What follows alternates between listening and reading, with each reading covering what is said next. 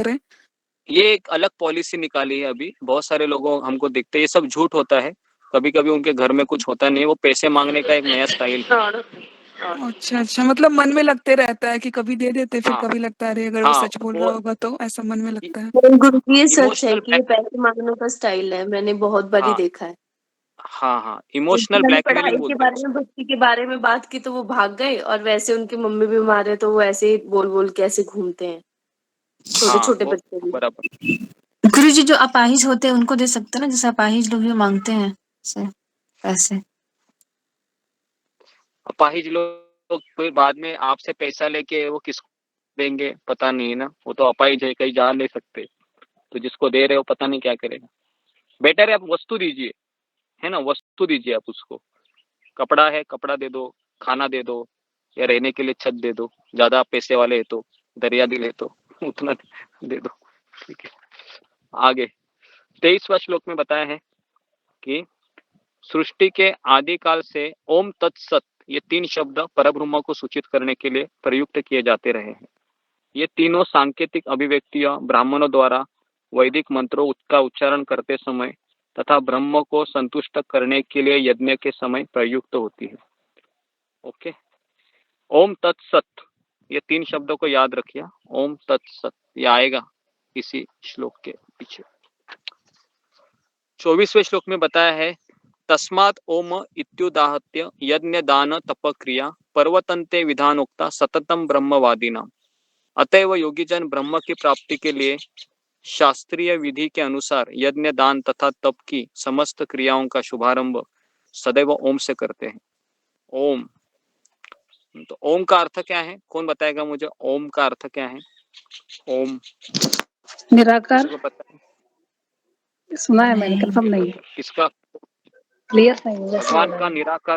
निराकार स्वरूप है ओम, निराकार स्वरूप भगवान का। हाँ, आप लिखिए ओम शब्द का अर्थ क्या है? भगवान का निराकार स्वरूप है। निराकार मतलब जिसको आकार नहीं है। हाँ, तो भगवान निराकार है या साकार है? कौन बताएगा? भगवान गुरुजी निराकार है। भगवान सकार।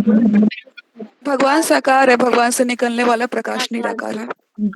हाँ, भगवान साकार है। भगवान के शरीर से निकला हुआ प्रकाश को ब्रह्म ज्योति कहते हैं और वह निराकार है, उसका कोई आकार नहीं। ओके, उसके बाद 25वां श्लोक में बताया है तत् इति अनभिसंधाय फलम यज्ञ तप क्रिया दान क्रिया च विविधा क्रियन्ते मोक्ष कांक्षी। मनुष्य को चाहिए कि कर्मफल की इच्छा किए बिना विविध प्रकार के यज्ञ, तप, उसके बाद तथा दान को तत् शब्द कहकर संपन्न करे। ऐसी दिव्य क्रियाओं का उद्देश्य भवबंधन से मुक्त होना चाहिए। प्रभुपाद तात्पर्य में लिखते हैं आध्यात्मिक पद तक उठने के लिए मनुष्य को चाहिए कि किसी लाभ के निमित्त कर्म न करे। सारे कार्य भगवान के परम धाम वापस जाने के उद्देश्य से किए जाए तो चरम उपलब्धि है।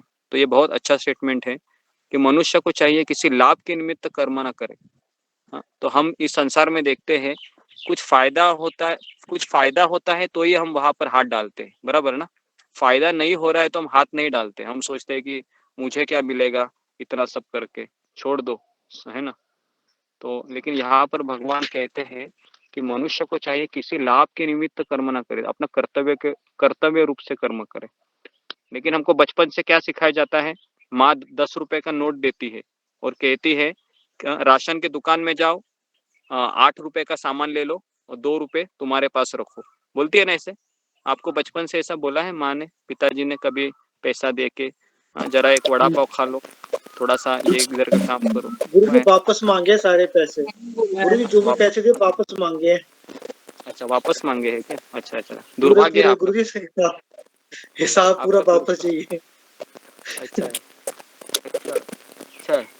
लेकिन बचपन से तो हम यही सिखाया जाता है। गुरु जी मुझे ना सिर्फ ओम को थोड़ा सा समझा देंगे। ओम के शब्द को, भगवान के निराकार स्वरूप को बोलते हैं ओम, पर गुरु जी एग्जाम्पल के साथ थोड़ा समझा देंगे, थोड़ा आसान हो जाएगा समझने ओम के लिए। नमो, देखो कोई भी मंत्र है ओम से शुरू होता है, तो इसके लिए हर एक मंत्र में भगवान का निराकार स्वरूप है ओम। ओम नमो भगवते वासुदेवाय, उसके बाद ओम नमः शिवाय, उसके बाद ओम गण गणपतये नमः। ऐसे बहुत सारे मंत्र है। ओम नमो नारायणाय, तो सारे मंत्र ओम से शुरू होते हैं। इसका मतलब क्या है, जब तक भगवान का स्पर्श नहीं है किसी मंत्र को, तब तक वो उसमें शक्ति नहीं आ जाती है। तो इसके लिए ओम का अर्थ है निराकार, भगवान का निराकार स्वरूप, क्योंकि हर एक चीज भगवान से आई है कि नहीं? हर चीज भगवान से आई है ना? आपने जो कपड़ा पहना है वो भी भगवान से आया है, आपने जो चश्मा लगाया है वो भी भगवान से आया है, सारा चीज भगवान से ही आया है। तो इसके लिए ओम शब्द क्या है, कोई भी संसार में वस्तु देखो, मैं बोल रहा हूँ, मेरे में बोलने की शक्ति भगवान से आ रही है, आप सुन रहे हैं, सुनने की शक्ति भगवान से आ रही है ना? आपको स्मरण आता है कि 3 बजने वाले हैं, लॉगिन होना है, ये स्मरण शक्ति भी कहाँ से आती है? भगवान से आती है। तो सब कुछ करने वाले भगवान ही है, जीवात्मा केवल इच्छा करता है। ये हमने देखा भी था ना नॉलेज का पार्ट, कि 99% 99.99 चीज है वह कृष्ण और प्रकृति करती है, जीवात्मा केवल इच्छा करता है, बस उसके हाथ में उतना ही है। हाँ, इच्छा करना।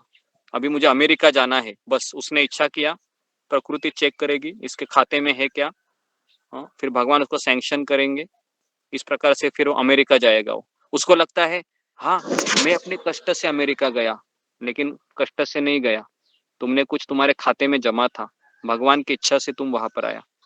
तो इच्छा करने के बाद लेकिन प्रयास भी करना पड़ता है, पासपोर्ट ऑफिस जाना पड़ता है, वीजा लगाना पड़ता है, इंटरव्यू देना पड़ता है, अमेरिकन का वीजा इंटरव्यू देना पड़ता है, फिर आपको कंपनी में इंटरव्यू देना पड़ता है। तो दिखने में ऐसा आता है कि सब कुछ मैं कर, उसके परमात्मा है जो आपका इंटरव्यू है, उसका इंटरव्यू बराबर ना, जो वीजा का इंटरव्यू ले रहा है उसके हृदय परमात्मा है, वो सैंक्शन करेगा। उसके बाद आपको पासपोर्ट जब आएगा है ना लगाकर, तो ये सब देने वाले करने वाले लगता है कि ये आदमी कर रहा है, मेरे इच्छा से हो रहा है, लेकिन मेरे इच्छा से कुछ नहीं हो रहा है, भगवान की इच्छा से सब हो रहा है। इसका ये मतलब नहीं कि मैं अभी आलसी होकर बैठ जाऊं, हमको कर्म भी करना चाहिए, कार्य भी करना चाहिए, ठीक है? तो इसको हमको बहुत समझना चाहिए। अगर आपको जीवन में सक्सेस मिलता है ना, यूरोप जाते हैं, अमेरिका जाते हैं, अफ्रीका जाते हैं, रशिया जाते हैं, है ना, तो हमको ऐसा लगता है कि मैंने आसमान को छू लिया, तो इसमें कोई बड़ी बात नहीं है। अगर आप बाहर गांव जाते हैं, मैं भी जब पहली बार बाहर गया था 2008 में, ह्यूस्टन में गया था, तो मुझे ऐसा लग रहा था कि मैं स्वर्गलोक में आ गया, लेकिन बाद में देखा इन लोगों को, केवल पहली बार में जब गया था मैं ह्यूस्टन में, तो मुझे एक ओल्ड लेडी पिकअप करने के लिए आई थी।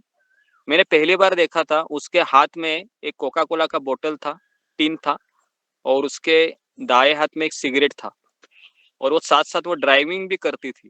सोचो, दोनों हाथ उसके एंगेज थे और वो ड्राइव भी करती थी। और उसने मुझे शिप पे जाके 2-3 किलोमीटर था वहां पर से, एयरपोर्ट से ये पोर्ट, और मैं उसको मैं ऑब्जर्व कर रहा था, क्योंकि फर्स्ट अमेरिकन लेडी को देखा था मैं लाइव में, और वो उसका 45-40 उम्र था, बाल भी पक्के थे, और वो ड्राइविंग करती थी, एक्चुअली वो ड्राइवर थी, और उसका मुंह है वो चलता ही रहता था, मतलब खाने में उसका बगल में उसने चिप्स भी रखे थे, हाँ, तो फिर सिगरेट का एक धुआं छोड़ने के बाद 2-4 चिप्स भी डालती थी वो, है ना, मुंह में।